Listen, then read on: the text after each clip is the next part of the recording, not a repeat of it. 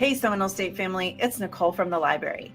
I got a chance to interview Selena Hudak, your fellow student and first place winner of the 2022 Social Sciences Video Contest Award. Check it out. I'm a little bit older than most people that start out of college. I avoided it for a really long time, like after 10 years, and finally decided to go back for marine biology. It was my lifetime dream. So I ended up going back, and because I felt so behind, I haven't taken a break. I've just, spring, summer, fall. With the environment, there's a lot of plastic pretty much everywhere. It's getting into our foods, our water, and we're not seeing it. That's the microplastics. They're actually found in our blood system. And there was actually a study about a couple weeks ago that just came out that I read that they're finding microplastics in people's blood till this day. And they're like, how's it getting in? And it's everywhere. All of our food is wrapped in plastic. Our water is in plastic. And we don't really have that choice if we want plastic or not, unfortunately. That's all you can really do is at least try. There are some things that you can't avoid. You can't avoid it. So that's at least what I try to do. I try to get the brown bags. I try to use the reusable bags when I go to the store. I try to get like the whole fruits, and I don't put them in the little plastic bags, but it's so hard. Like the other entrants, Selena poured her heart into creating a project that she really cared about, and that spreads an important message. Are you going to be next? Check out sem.st/ss-contest to find out how you can make a video and make a difference.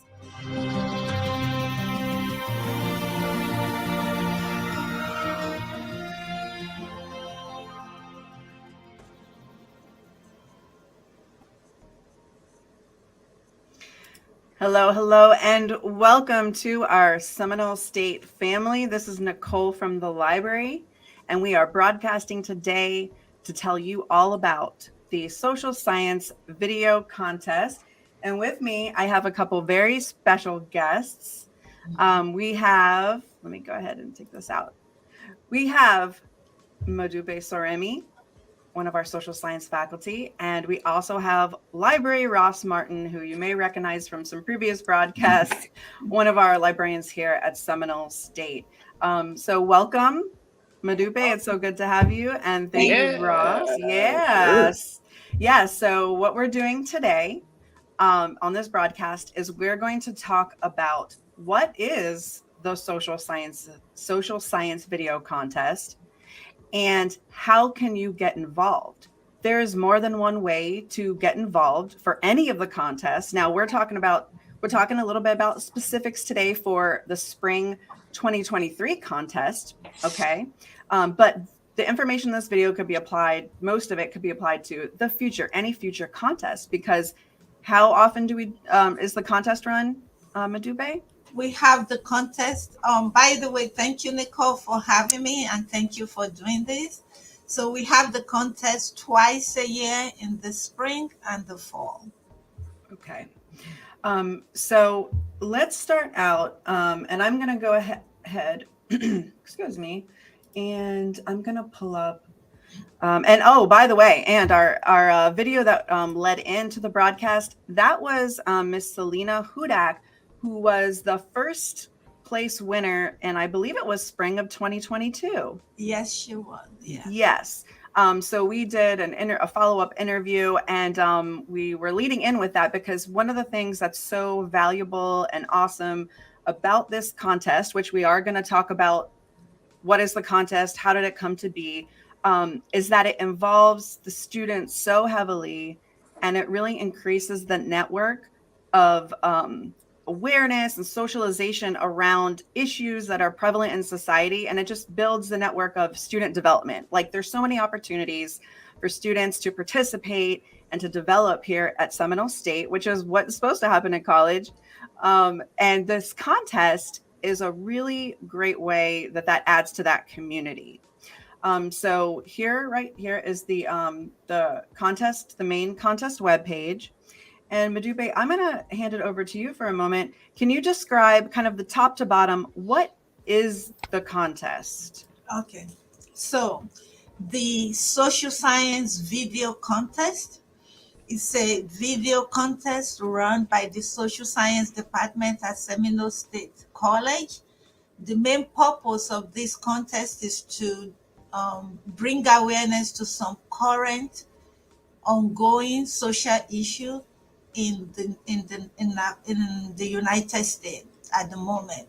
So every spring or fall, we have a survey that we run. We just started doing the survey. Initially, when this contest started, there used to be a group of committee and the department that will come up with a topic. But since last semester, we have a survey that we send out at the end of the contest to um, collect ideas from students. What are the issues that they're going through, and what are the topics that they would like to discuss? After getting that survey, we go through the groups of faculty members from the social science department. We go through the survey and we try to collate the topics that the students are that are current in the mind of the student, the topics that they've suggested. And in the fall of 2022, the most common topic that we saw was the drug issue, which is the reason why drug problem and drug issues is the current video contest topic for this semester. Okay, so once again, tying in closely to what students are thinking about, like what's going on in society. So you're very staying on the pulse of that. And I think that's one of the things that makes the contest extra like impactful. Yes. For sure. So now I've heard this story a few times, and of course, Madupe, you can tell it very well. So the origin of the contest, and I'm actually, and I know you don't need this slide for me to talk about this, but I think this is very interesting. It became so organically, and once again, lending to the authenticity really of what this contest represents for students and faculty alike, and for the community here at Seminole State. But can you describe how the contest came to be? Okay. So the contest came to be it actually started in 2020. The college was in lockdown. We were experiencing COVID, and then the racial issues that were going on in the country at that moment, specifically when George Floyd was murdered. So the president of the college sent out a joint action committee information to the college through email, and how she wants us to work together in addressing specifically the racial issue going on at that point. The social science department wanted to participate in this new initiative at that moment, and we decided to start something that not only involves students, it also involves faculty and staff of the college. And this is how this came about. We came together, we brainstormed on new ideas and what we needed to do to have this conversation about current issue. It just happened specifically in the spring of 2020. It was racial issue and COVID at the same time. So that was the origin. That was how this started. We know students write essays. Video was different. How can they address this issue in a video? And this is how all of that started. Okay. Of course, the first contest we had was about having racial conversation. And then we had some. The third contest was on COVID-19. That would be the fall of 2021. Okay. And I do want to go ahead and actually, I have the videos. I'm going to pull up one of the videos. We'll go ahead and see and get into one example of a student video. Mm-hmm. And let me actually, sorry, I think I want to um, pull up one of the ones from the first contest. So let's kind of start at the beginning. Fall 2020. Let's see the first place video from that contest. And thank you for waiting while I cue this up. Okay. And you'll see, because we're going to see a couple of different examples of videos that have been submitted throughout the different contests. And you'll see there's different styles. So there's different ways for students to engage with the topics and present them in different visual manners or formats. And this is the first place winner from that very first contest.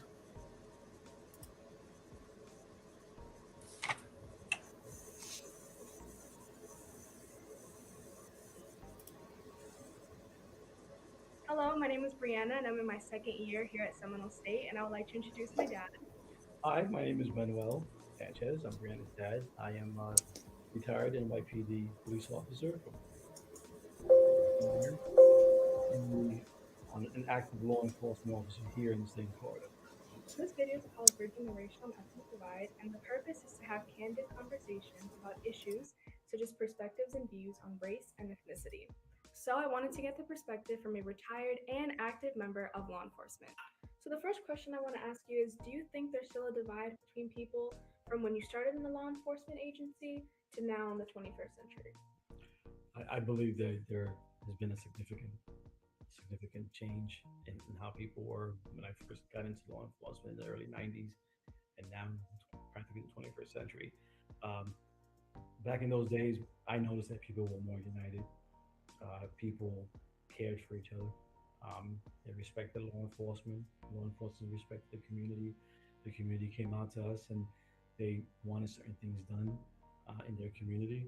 If there was anybody robbing or stealing or vandalizing or selling narcotics, anything like that, they would reach out to us with confidence. You know, we would sit down together with some of the church leaders, and we would do this once a week. We would sit down at the church or a community center, and they'll come up to us and they'll say, "Hey, listen, we're having these problems with these people, and they're destroying our neighborhood, and we want you guys to help."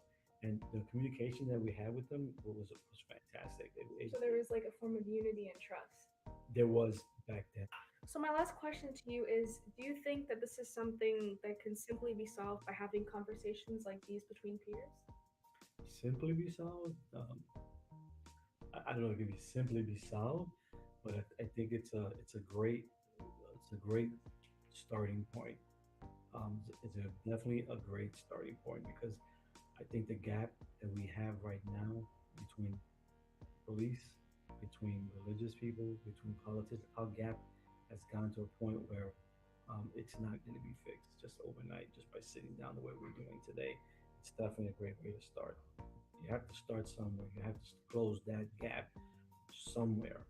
Communication has always been the key to everything. You got to sit down, communicate, find out what we're doing wrong, find out what needs to be corrected, find out how we can correct it. Can we do it by sitting down? Can we meet with our community leaders, meet with our politicians, and decide, hey, enough is enough. Okay, we've been bickering, we've been fighting about every little thing that we can think of, and we're not getting anywhere. And as a society, we're just getting worse. It's getting uh, more ugly. It's getting more nasty. It's getting more violent. You know, people are getting hurt. Innocent people are getting hurt for no reason. You know, and that's just not how I remember it being. My early '90s when I first became into law enforcement. You know, back then there was the crime, there was the hate. You know, there was a lot of bickering. But there wasn't such big of a gap. Not the way it is now. I mean, you can't turn the TV on, you can't turn on social media without seeing violence, any type of violence for the most littlest things. It's just the violence just doesn't end. You know, we need to as human beings, as human beings, we need to sit down somewhere. And I think a lot of it starts in the community. A lot of it starts with our politicians. A lot of it starts with our community leaders. You know, that's where we have to start. And like a first step could be just building trust again and having conversations and then going out into our own neighborhoods and seeing what happens. That is the best way to start. Absolutely, I agree 100%. So to conclude our video, I still think that people need to realize that racism is a big issue, and I think conversations like these are so relevant to have with friends, family, peers, and acquaintances. All perspectives are important to end this racial and ethnic divide between us. So thank you for watching and listening, and thank you for coming. It was a pleasure.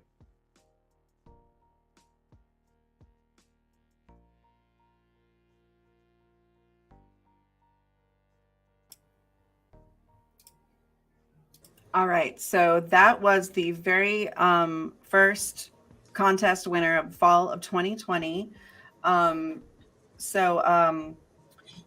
Yeah, so once again, that's one of the video entries. Now we're going to start to talk about 3 different ways that students can engage with the contest. So obviously the student entered the contest and won, and was probably surprised because every student I've talked to that's placed in the contest has been very happily surprised that they placed. I think a lot of the students don't even realize what an amazing job they can do.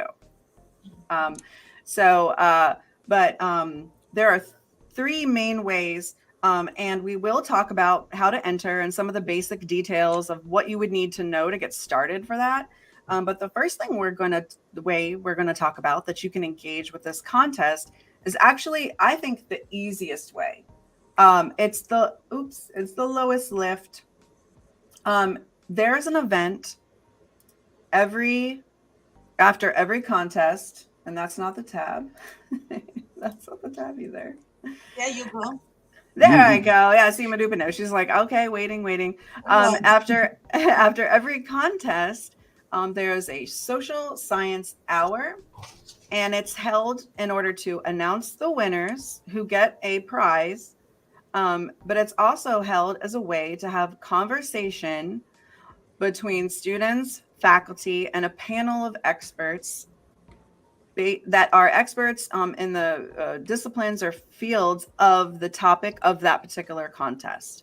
And Madupe, I'll hand it over to you so you can describe in a little bit more detail of what is the social science hour like? What is its purpose? Okay, so the social science hour, I like to call it the award-winning ceremony for the video contest.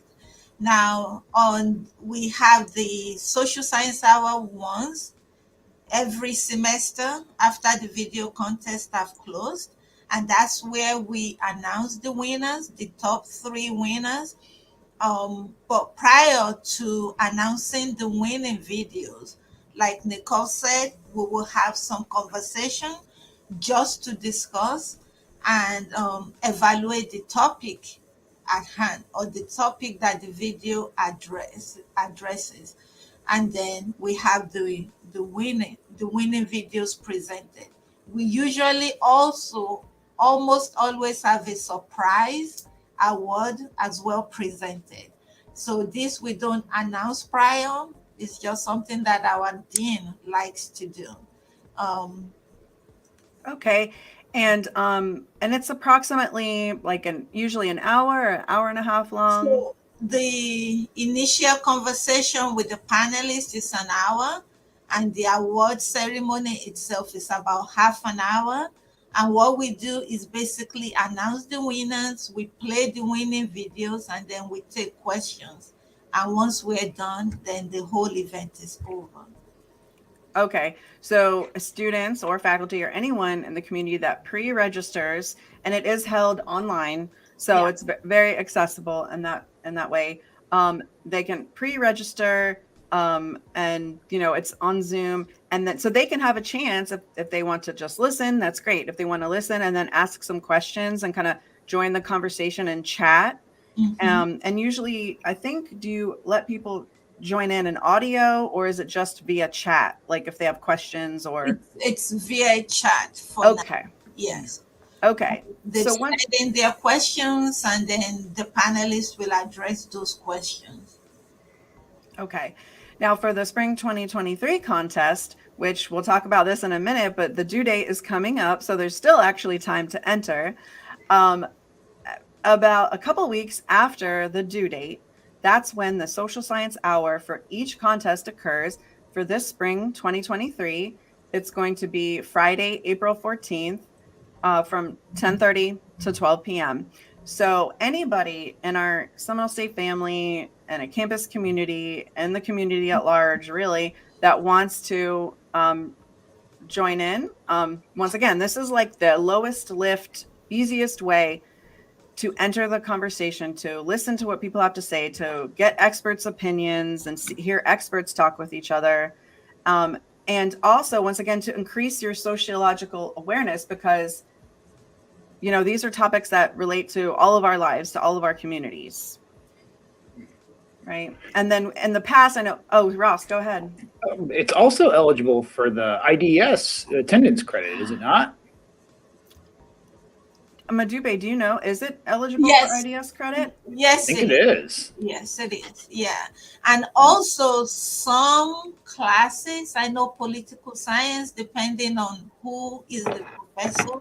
I know for my class, also some sociology classes, they offer extra credits for attending the social science event as well. So bonus. So some of our students that are in that flight path course, yes. And then if you go, we have a URL, like the tiny URL, scrolling across the bottom of the screen. It is sem.st/ss-contest. If you go to that URL, you will see the social science website, or the contest website. And from this, and that would be this page that we're showing right now. And there is a link to the event on that page. So if you have that URL, you can get to the contest page and also to register for that social science hour event, which is coming up once again on Friday, April 14th. Nicole, just to add a little bit, this is open to all Seminole State students, faculty and staff, and the public as well. So anyone that wishes to join can attend the social science hour. Wonderful. All right. So the second way that, once again, at every contest, spring 2023, fall 2024, you know, spring 20, I can't believe it's already 2023. Every contest, and I don't know where I was going with that. I gotta be honest. This information that we're going to talk about right now, the second way of engaging with the contest, okay, is actually entering the contest. So this is going to be something a lot of students enter the contest because they're in a course that has it as an assignment or as extra credit. Is that correct, Madube? It's a lot of times either extra credit, but it also is sometimes an assignment. Yes, it is. For some classes, they give it option. They give several options, and it's up to the student to choose for extra credit. To some classes, it's an actual assignment. Some of the professors that teaches honors program, this is their honors project. So okay. Now, even if you are not enrolled in a course that has this video entering the contest as an assignment or as extra credit, you can still, if you're a student, enter the contest. There is an award it's a pretty awesome award. First place gets the tuition cost for one course. Second place gets $150 to cover half the tuition cost for one course. And third place, $50. So, and I'm going to go ahead and like narrate this, but please, Madube, like pop in and like, okay. you know, expound as necessary, as you are the expert. But the contest webpage has a short breakdown of what that current contest is about. Okay. And you will also see the deadline for submission that includes a time stamp of 11:59 p.m. Okay. Important to note, over on the right-hand side of the contest webpage. And then when you scroll down a little bit, they start to talk about the basic requirements. And depending on the topic, there are suggested topics to help you kind of get started, of narrow in on like what you might want to narrow in underneath that topic, because and Ross can attest to this, and we'll talk a little bit about this in a minute, but for research, we have to narrow in our topic, right? Okay, and we'll talk briefly about some of the resources that are available to Seminole State students who are researching for the contest submission, because if you are entering the contest, quality research is a part of the requirement. Is that correct, Madube? Yes, it is. Quality research, and also they need to have a theory at hand that they're going to tie the topic, the theory, and the research together.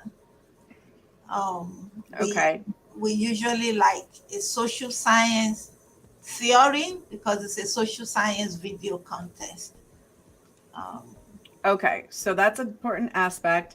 And further information about all of like the further details of what it takes, what is required, the rubric. Yes. I think there's a rubric in here about if you are submitting a video, what you need to do is in the Canvas course. Now it's linked on the contest webpage.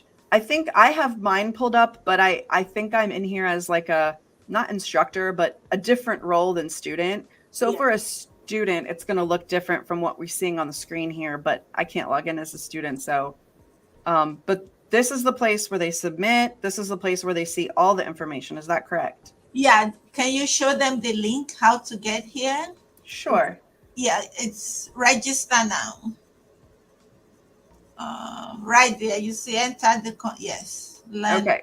Mhm. So once again, if you're at sem.st/ss-contest or Google Seminole State video contest, you'll get there. In the middle of the page, there is a bar, a menu bar that says enter contest, and then a link that says learn more. And there we go. And we're at the Canvas webpage. You'd enroll in the course. So they would click enroll in course if they've never been in here before. Yes, they will. Yeah. Okay. And then That's follow this. how they will have the access to submit their video. Okay. All right. So one of the that's not what I want. So one of the resources that helps students with this research, and this is a guide that is updated for the topic every contest, created by one of Ross and I's fellow librarians, Dr. Karen Kaufman. There is a research guide, and we'll pull that up in a moment. But Ross, can you talk a little bit about like how a librarian might be able to help with someone that's entering the video contest? Yeah, absolutely. I mean, as you're from the very beginning here, as you're formulating your topic ideas, one of the things we can do as librarians is help you kind of shape that topic. So if you're thinking about going a specific angle with this, we can talk through that and decide how best to approach it through sources, and we can sit down and we can talk about that too. We have lots of different research tools available to you for social science research. For articles, we have lots of ebooks, videos, all sorts of things just available to you all times of the day. So that's another way we can help with this. We can even help with space. If you need help with recording this stuff here in the library, we have a recording studio kind of thing. We even have a podcast studio that we've built. Those are available to you to record for this project. The library is really kind of your partner in doing this. So, if you're stuck on how to get going, come see us. We can help get you up and running here and get you pointed in the right directions with finding these sources, because, part of the assignment here, in this contest is to have that critical eye. So you're going to need to do some digging through the sources and really come up with your own perspective on the issue. Wonderful. And then this guide that Karen has created, and she, basically makes a new one every contest and adds unique material for the topic of that particular contest. But in addition, she keeps some basic information to kind of guide the research process here. Okay. Where I know that she has some specific. Okay.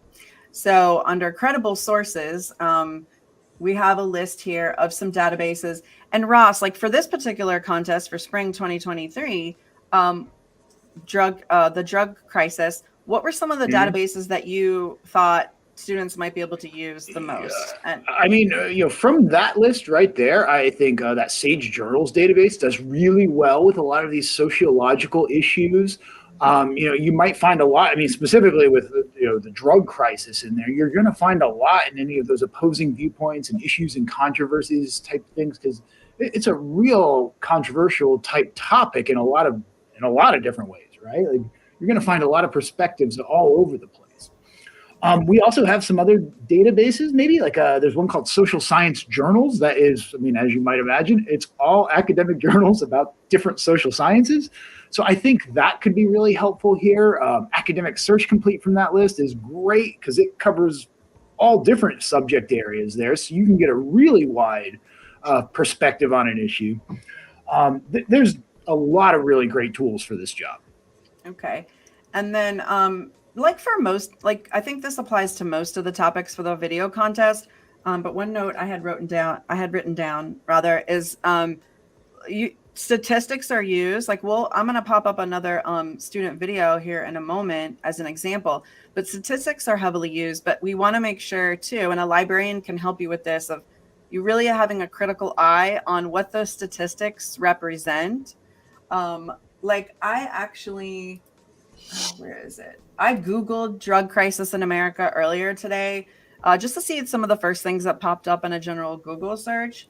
And I did find some .govs that have some articles, and I'm already seeing facts and figures here.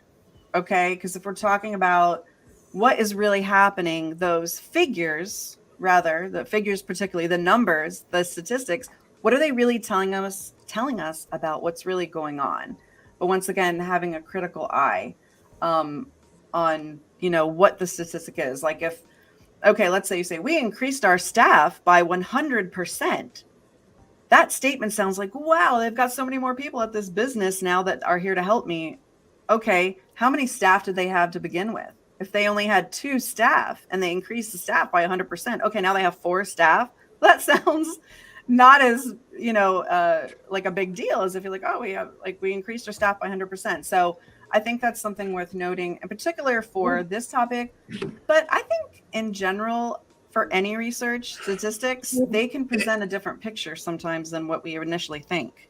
And along with that, something that comes to my mind too is like whenever possible, you want to try to retrace those statistics or those claims back to the original source. So, see how close you can get to that original study. Or because part of this is, you're going to be synthesizing all this information, and you want to have like the raw data to work with, so you can come up with your own synthesis. You're not taking somebody else's perspective and then digesting it. You know what I mean? Like you always want to work back to the original data as closely as you can. Okay. And I'm going to go ahead so we can see another example of a student video. I'm pulling up the first place winner from fall 2021. And this was the economic impacts of COVID-19. So we're taking a little trip back in time here. And this was a really interesting video because this topic was very specific. And it's like something like a lot of people, we didn't know about it. Impacts of COVID-19 on the beekeeping industry. So this was a really fascinating example of how students have been able to narrow in on like some really interesting topics, right? And you've seen that from multiple entries, right, Madube? Oh, yes. Every semester they surprise themselves, but even surprise us more. We've seen... I think we saw Salina's video that she was talking about microplastic. Yes, this is actually a student of mine looking at the economic impact in the beekeeping industry, and we're just amazed by it. And it seems that each semester after semester we get even better videos as time goes on. So yeah. All right. Well, we'll go ahead and highlight this and take a look at at the first place winner from fall 2021.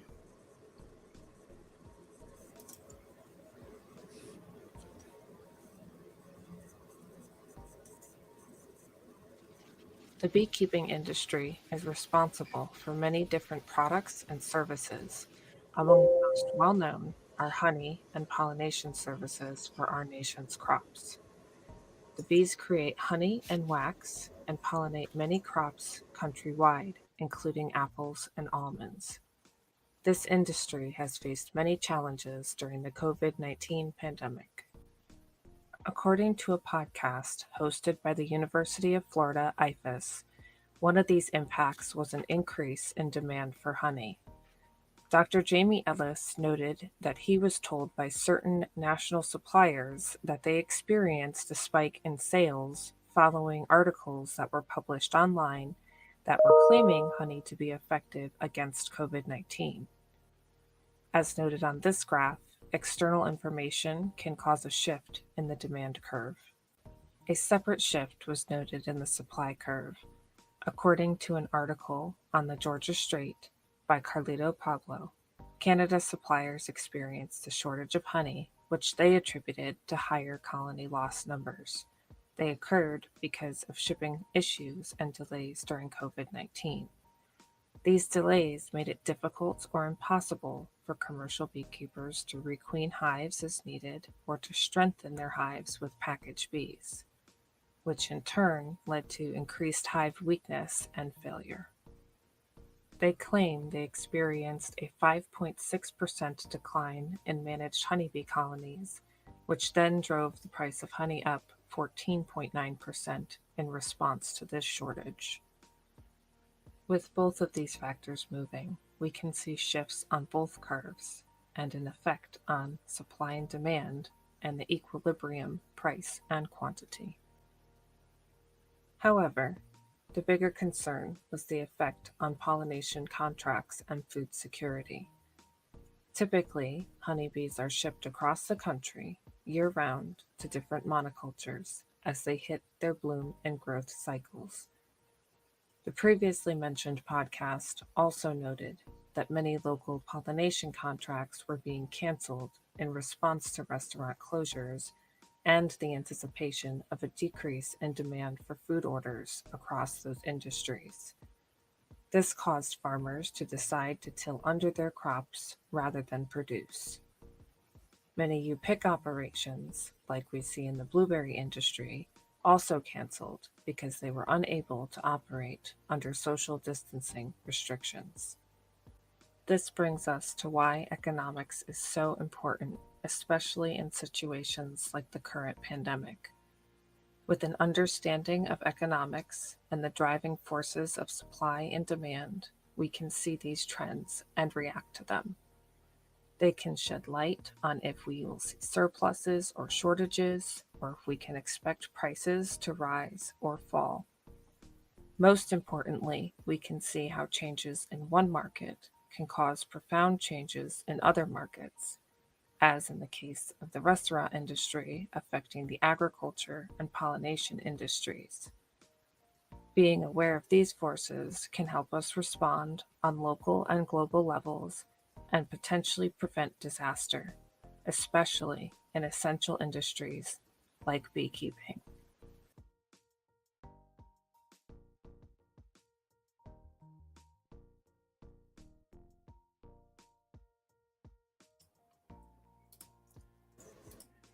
Oh, okay, we're unmuted. All right, so you can see, wow. So that video was very heavy on the facts and figures and statistics, and you notice how that student really wove like the whole. She wove so many different things together to connect the dots, like all the things that connect. I mean, wow. Like you said, Madube, the students amaze themselves, but then amaze you even more as time goes on with every contest. And then you also notice that was a different format. Like the first example of a student video that we saw, the student interviewed somebody in person. Here with the beekeeping one, it was a voiceover of, like a PowerPoint, like really showing the graphs and like illustrating what was being talked about. So there's lots of different formats or ways to present information for videos that are entered in the contest. And just speaking really briefly about like formats. So when you submit a video for the contest, essentially it has to be an MP3, okay, which depending on which software or app or software basically that you use to create a video, it has to be MP3. You can transfer it to YouTube, but ultimately, and Madupe, correct me if I'm wrong, but the e-learning team transfers it to a Panopto video, Yes. so that we can have it like for posterity, like for forever. Yes. Okay. I wanna, let me go ahead and minimize this and this back up. But going back to the Canvas course for the contest, those types of the further technical information, if someone is going to enter a video, they can find the technical requirements in the Canvas course. Is that correct? Can you say that again? I didn't get it. Like the requirements for like how the video must be formatted, like if it has to be an MP3 or can it be a link to a YouTube video, those types of things. I think Rebecca did that. We didn't have that in. Okay, if you go to requirement for submissions, yes, you must submit your video using YouTube, QuickTime, or something compatible to that. Okay. Okay. So there's lots of different ways. And Ross, you mentioned earlier that we have the recording studio here at the library if students want to make use of that. Yeah, I mean, you can book our recording studio any day of the week. I mean, as much as you need. So that's always a viable option to get this recorded. We have students record presentations there all the time. Okay. So is there anything that major that we missed that we want to share about what someone should know about entering a video into the contest? You've already mentioned they can do the students themselves. One thing that I would like, if they submit their video, if their video was recorded through YouTube, they have to open it up, maybe unlist it for us to have access. In the past, I know once they submit their video and they have it private, the judges won't have access to judge it. The same thing with the videos that I recorded through Panopto, they have to give viewers access. And I always tell my students it's okay to go back after the videos have been judged and they know the winners, to go back and save it as private. I don't know if that makes sense, but we've seen some videos in the past that we're not able to judge because they were not open to be judged. Okay. Important thing to note. And thank you. And so if right now, if you're watching live or watching the replay anytime in the vicinity of March 22nd, 2023, be aware that the deadline for this spring's contest is actually not until March 27th at 11:29 p.m. So if you are watching and you want to enter a video, hey, it's not too late this go round.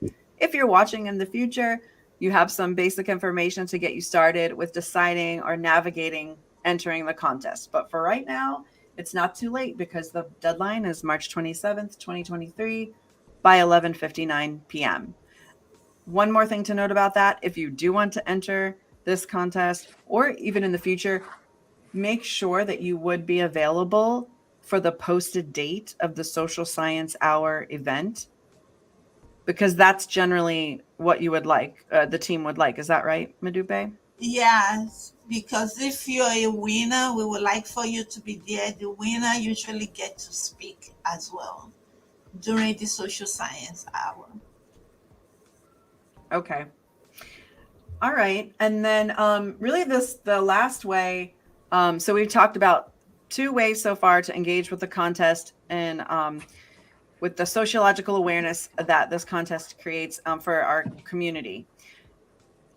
Attending the social science hour entering the video contest, and for the third, taking sociology courses at Seminole State.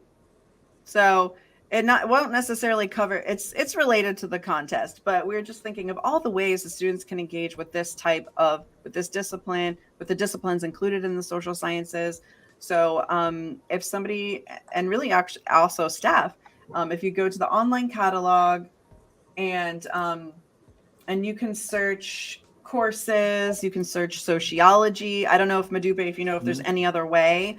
So like, once again, students might have electives. Hey, you could pick, instead of doing another discipline, you could do sociology. Yes, in the social science department, we have a few disciplines. Sociology is one of them. Psychology is one of them. Economics is one of them. History, political science is one of them. What, I'm trying to. I mention sociology? Psychology is also one of the disciplines in the department.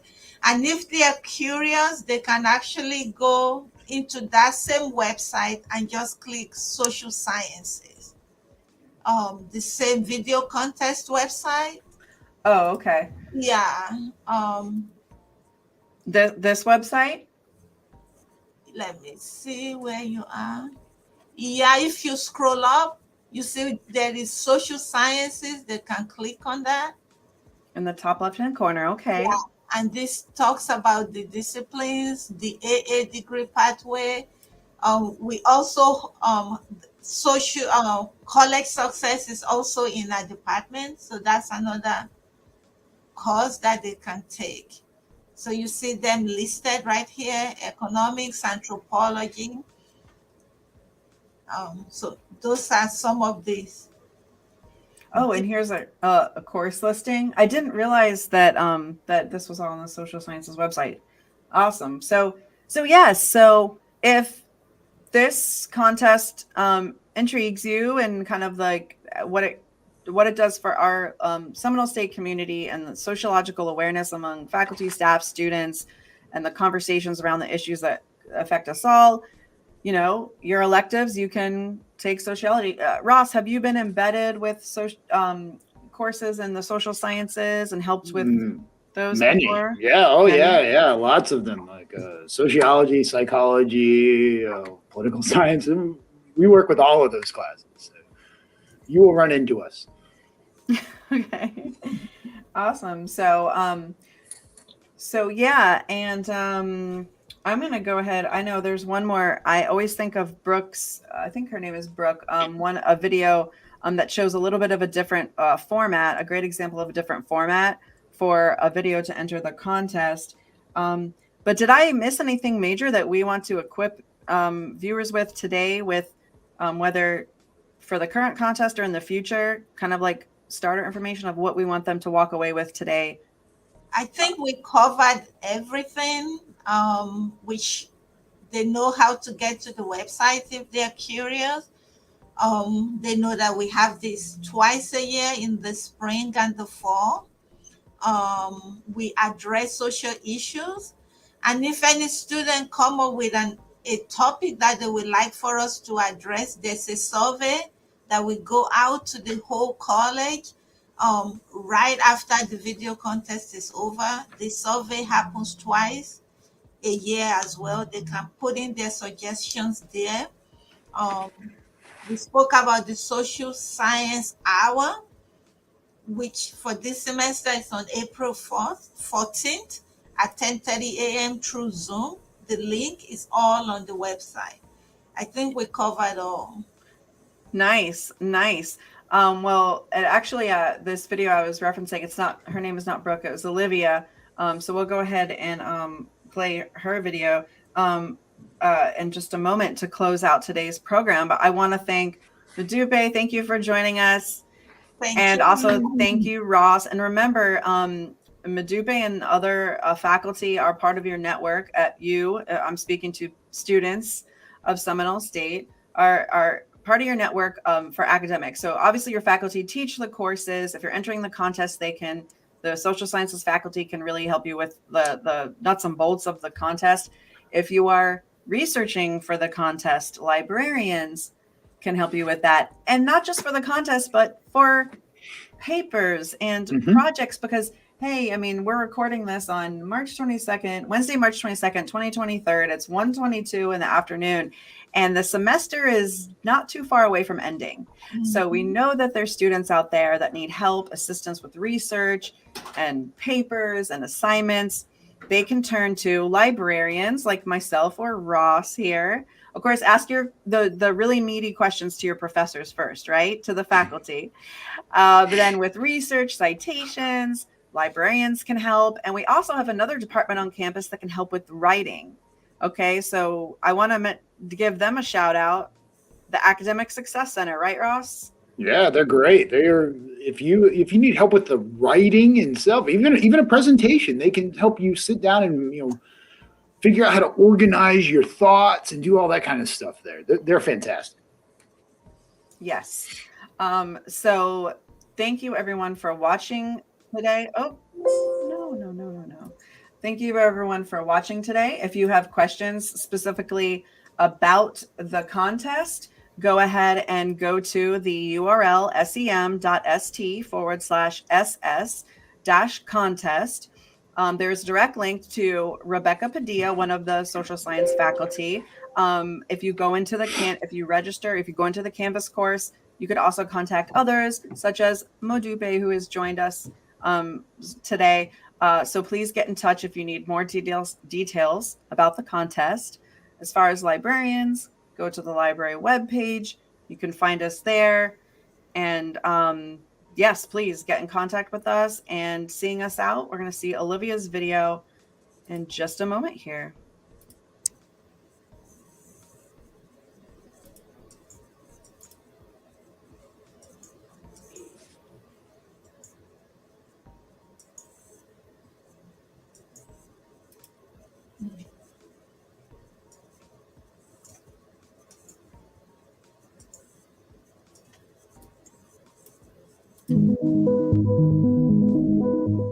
Nearly every year off the west coast of Florida, the beautiful blue waters and thriving marine life are diseased with toxic algae blooms, also known as red tide.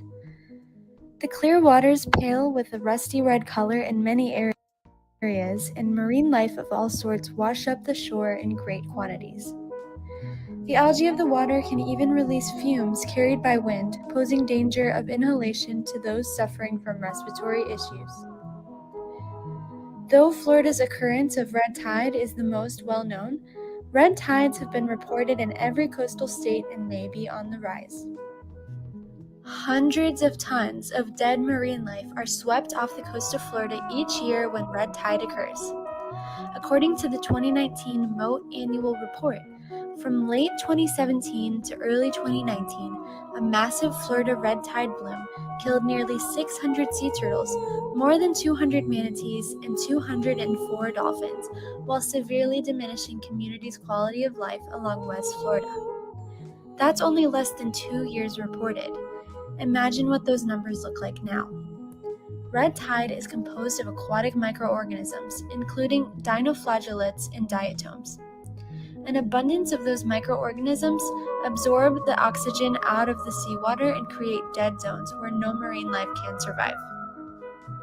But where does this algae come from?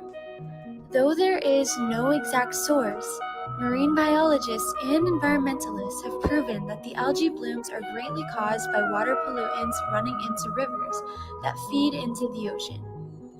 Toxic water runoff containing chemicals such as pesticides and fertilizers, as well as sewage and livestock waste, transports an abundance of harmful nutrients to waters, stimulating algae bloom. Increase of coastal development can also cause red tide occurrences. Some water sources that are known to feed harmful algae nutrients into the Gulf of Mexico include Lake Okeechobee and the Mississippi River. Some argue red tide can also be naturally occurring, stirred up with heavy winds and increased temperatures. In this case, our acceleration to climate change will only make matters worse, as extreme weather is on the rise. So how can we prevent the rising extreme and frequency of those red tide occurrences? The first step is taking personal action to stop using harmful pesticides and fertilizers. You may even consider withdrawing support from factory farming companies that contribute to massive water pollution through discharge into major waterways across the nation. While many marine biologists and environmentalists are joining together to observe, educate, clean up, and prevent these harmful algae blooms, we need to support and take political action on large agricultural companies that contribute greatly to these toxic runoffs, polluting our estuaries, rivers, and oceans. Find an organization to support and side with in action, such as Earth Justice, the Environmental Integrity Project, the National Ocean and Atmospheric Administration, the Clean Water Fund, the World Water Council, and many more. Sometimes the smallest changes can make the largest difference. We can work together to create a healthy environment for marine life to thrive once again. Thank you for watching.